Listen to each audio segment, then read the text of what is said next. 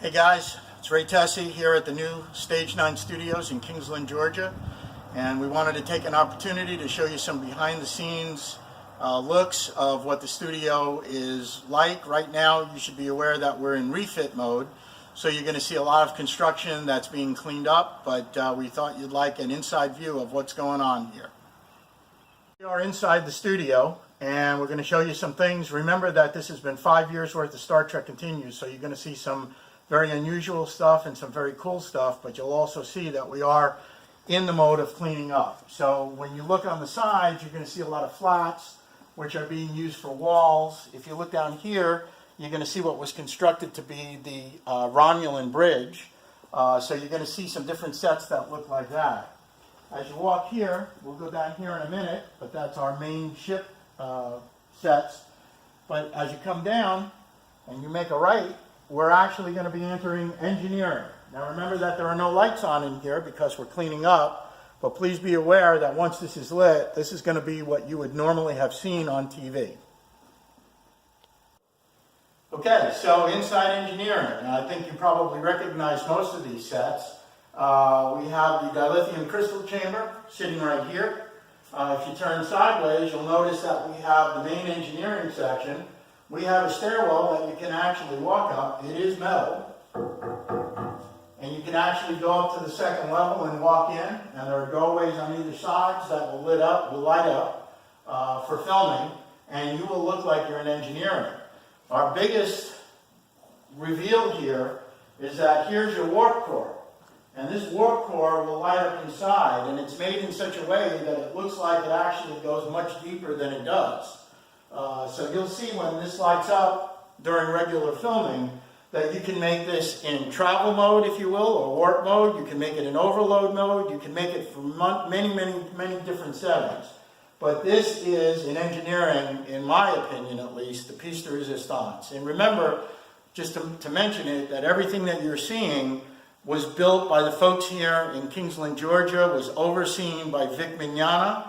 And you know Vic is Captain Kirk and the executive producer of Continues. So everything you see here was really based on Vic's vision of what this ship and these sets should look like. So now we're leaving engineering, and you'll notice on the right, this is what you might remember as Scotty Station, and this does light up. You'll notice that it's full of dust. Again, we're in refit mode, so we're cleaning all this up, but this would be Scotty Station, and these doors will actually open and close. As we go through, as I mentioned, you'll see a lot of things that were done. We have flats and walls down on that side. But here's the center portion of the Romulan bridge. You'll notice that. And you may notice this little guy sitting here, and that's the gargoyle and the stand that you'd see in Spock's quarters. So you're going to see a lot of these type of things as we walk through. As you would probably see when they were filming on Star Trek, doors opened and you entered the corridor. So here we go. We are now in the corridor of a starship. And I'm no longer going to be calling it Enterprise, and I'll tell you why later. But we're now inside a Constitution-class starship. And as you walk down the halls, you'll notice, first of all, that we have cardboard on the floor. That's to keep the red lines, and you can see probably out of one corner, as you would see in the original series, red carpeting. But we're keeping the carpet clean, so we're leaving cardboard on it so that as we walk, we don't have to worry about that. Our first stop here is now walking into sickbay. You'll see the two beds and the two display screens up at the top. You'll notice it looks just like you would have probably seen it in the movie.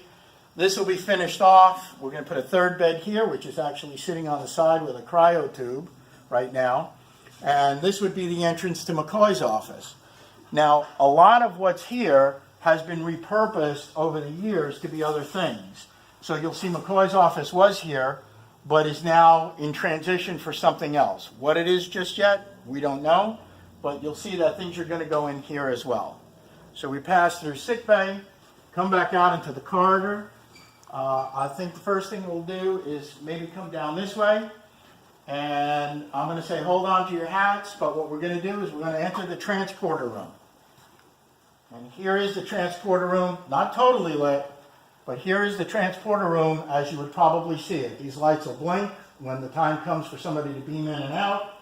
We have a panel showing the space background here. Obviously, the transporter console is here. We have a secondary transporter console in the back, but this is the transporter room, and it does look like just what you would imagine you'd see if you were watching this on TV.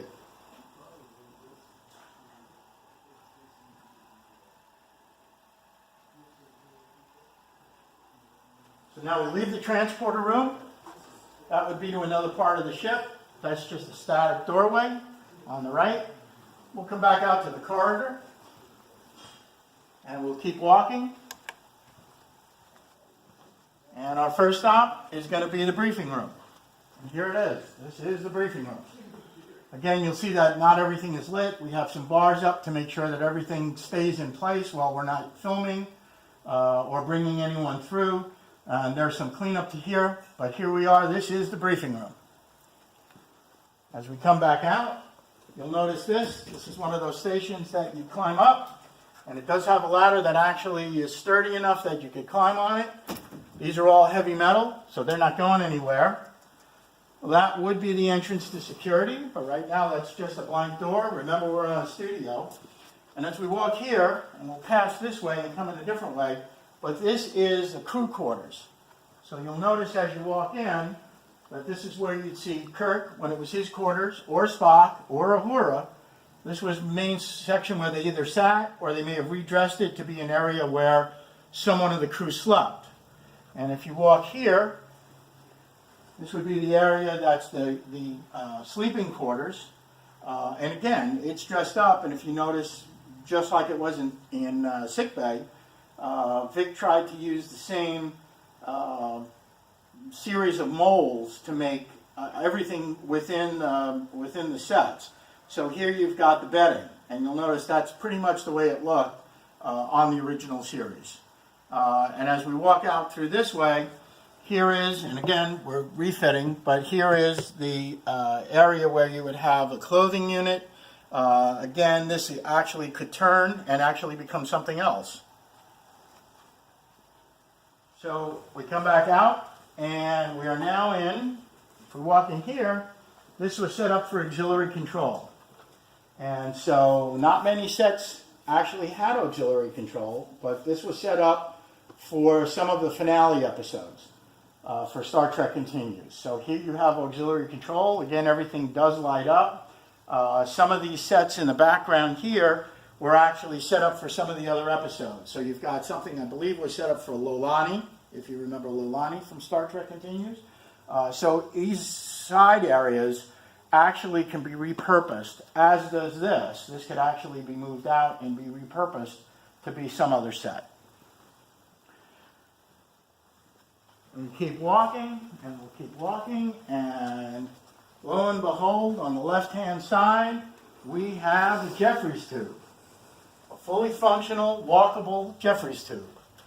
And if you were to look up at the top, you'll see that the top is open. And that's so that a cameraman could actually sit up at the top and film downwards. Closed storage here, but that would be used to indicate that we were walking into the shuttlecraft bay.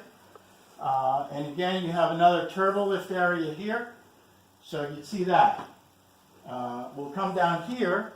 We have another one of those side ladders. But again, heavy enough that you'd see somebody walking up it. There's no place to go, but you'd have somebody walking up that looking like they were moving through the ship. I'll show you something in a second. This is going to be redressed as the brig, so you'll see that this is where the lighting would be. But as you come through, and I'm just going to bring you in just briefly, you'll notice that all of the backs of the flats, or the walls, have been signed. And basically, anyone who's ever been through here and filmed an episode, so here's episode 4 of The White Iris, there's episode 6, Come Not Between the Dragons. Everyone who worked on set, whether it was cast or crew, has signed one of these plaques. We'll see the front of this in a minute, but here's To Boldly Go, which is the finale episodes 10 and 11. And here again, signed by everyone, with the new movie logo, if you will, or the movie emblem. So here we are. We've actually finished our tour of our starship, except for one or two of the main viewpoints. So if we look here on the left, you're going to notice, and again, it's in the construction, but this is our shuttlecraft. And this shuttlecraft actually will light. There's fronts that have windows on it, but it will light, and it will look like the inside of the shuttlecraft that you saw, for example, in Galileo 7 in the original series. And as I turn right, and this is why we're all here, what you're going to see here is the bridge.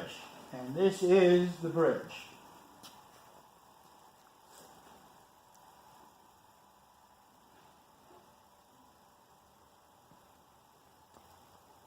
And as we look in, you'll notice lights blinking on the side. You'll notice the red alert is on, condition alert is on.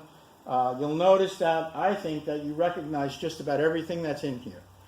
And again, we're in refit mode, so you're going to see a lot of things sitting on the side and unfinished. But this, to me, is the pièce de résistance of this studio. So we've shown you the inner workings of the sets, and I want to show you one last thing. And I mentioned that we were in refit mode, and I want to show you really what that means. We felt that keeping this as the Enterprise was probably not really in our best interest, because the Enterprise belonged to a whole different group of captains, a whole different group of crews. So we wanted to develop something that was a little bit different and unique to Stage 9 Studios. And so what we've done is we've actually rebranded it as the USS Constitution. So we are rebranding our studio as the Constitution. We will leave the Enterprise to whomever it actually belongs to, and we don't want to step on those toes or violate anyone's IP. So when you come here, this will be the Constitution, but know that this can become anything. It's going to be the Republic. It's going to be the Defiant. It could be anything that anybody wants it to be.